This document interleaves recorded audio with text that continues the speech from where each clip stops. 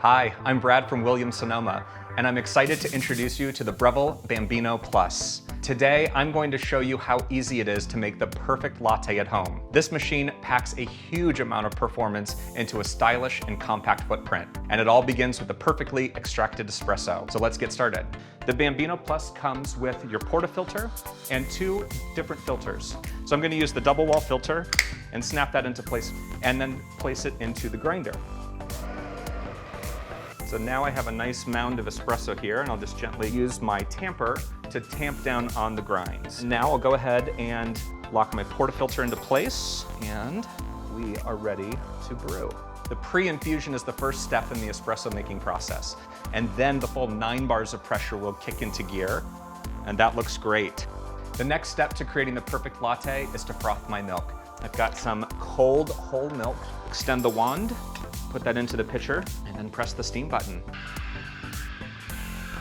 Okay, my frothing is finished, and as I remove this, we'll set it to the side. And when I lower this, it will automatically send water through, and it will purge the steam one for you. I've got both of my elements perfectly prepared. I've got my beautiful frothed milk, my perfectly extracted espresso, and I'm ready to make a latte. But I wanna do something special, and I'd love to have Daniel from Breville join us and give us some tips and tricks for how to create the perfect latte art. So Daniel? Hi, Brett. Hi, thanks for being with me today. No, thanks for inviting me. I understand it takes years of practice to perfect. Yes, so basically, you kind of want to pour your espresso gently into your cup, save that crema, and before you pour, you want to roll your milk. Mixing the top foam and the milk makes a better texture, and you want to slightly tilt your cup and drop your milk into the deepest point of your espresso. Once you have your cup filled about 3/4, you want to start pouring. Wow, that's beautiful. So how long did it take you to perfect this latte art?